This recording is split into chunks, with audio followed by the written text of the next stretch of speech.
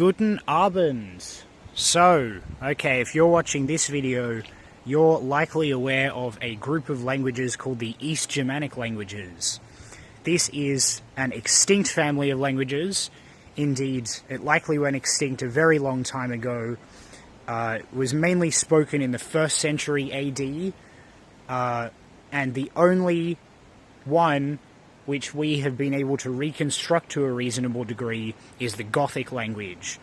Now, the Gothic language was spoken, of course, by the Visigoths and Ostrogoths, but who were all of the other East Germanic peoples? That's what I am here to answer today. So, in the 1st century AD, we have accounts from Roman authors such as Ptolemy of different Germanic people groups, including those in an area around modern Poland, people such as the Lugi, the Burgundians, and the Goths, who are thought to be East Germanic. So there is debate about the origin of the East Germanic peoples, particularly the Goths.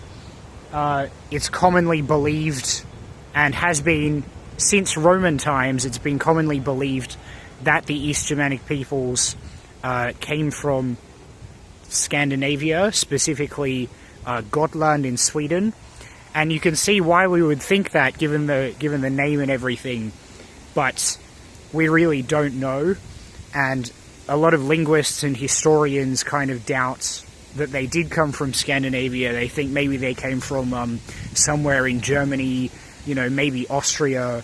We really don't know. But the important thing to know is that, yeah, from the 1st century onwards, they inhabited various parts of Eastern Europe and gradually moved southeast, kind of towards the Black Sea. Early Germanic peoples had a very warlike kind of culture and society, so their migrations, and they undertook many migrations, they were mainly through conquest and pillaging and that sort of thing. Indeed, Gothic conquests, so the battles that the Goths had, many of them were recorded by the Romans in the years between their habitation of Poland and their habitation around the Black Sea. So once they got to the Black Sea, you know, it was probably sometime in the 3rd century, sometime before 300 AD.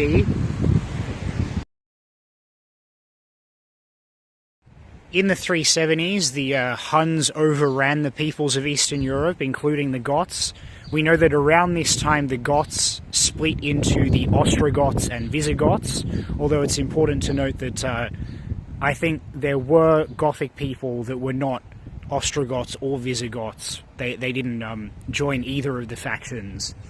And these were not the only East Germanic peoples in the area. So the Skiri, the Heruli, and the Gepids were likely also near where the Goths were when the Huns invaded.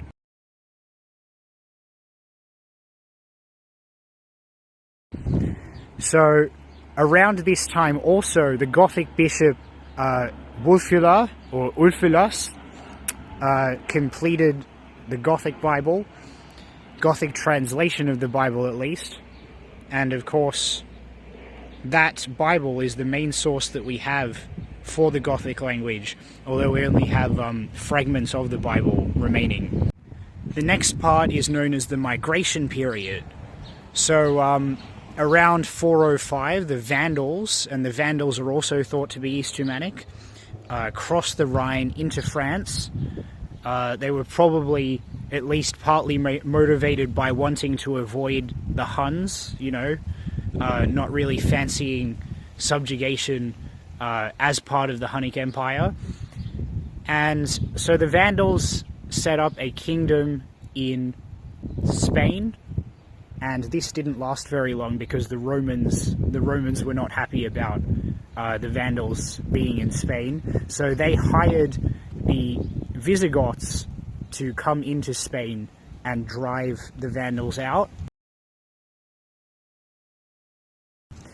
So then the Visigoths come in, they establish a kingdom in Aquitaine, and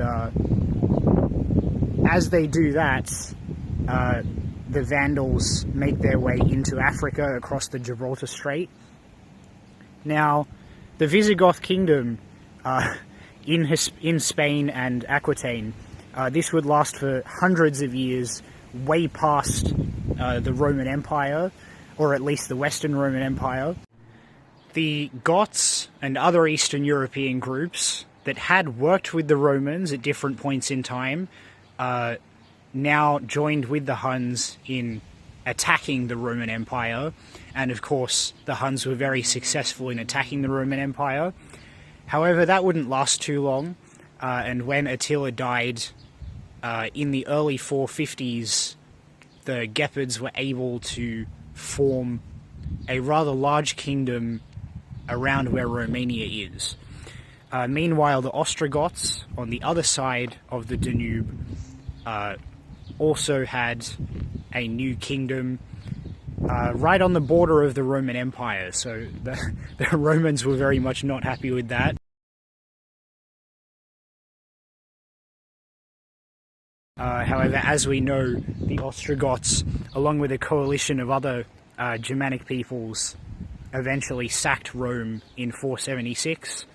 When Rome was sacked, the Rugai, who were likely also East Germanic, were able to briefly form a kingdom around where Austria is, and we don't know really if the Rugai were the same people as the Lugai.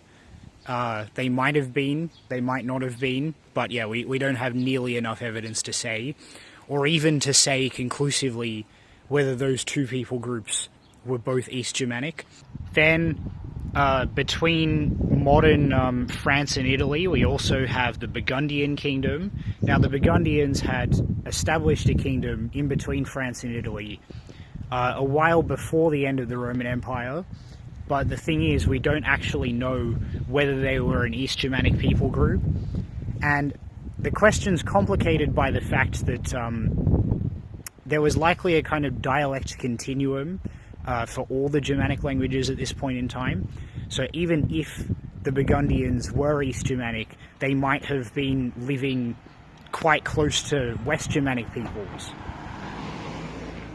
But yeah, I'll talk more about that in another video. I think in my next video I might try and talk about the language situation with the East Germanic peoples, but hopefully that was a useful overview of the East Germanic peoples, the different groups, at least some of them. We really don't know that much about them. Thank you for listening.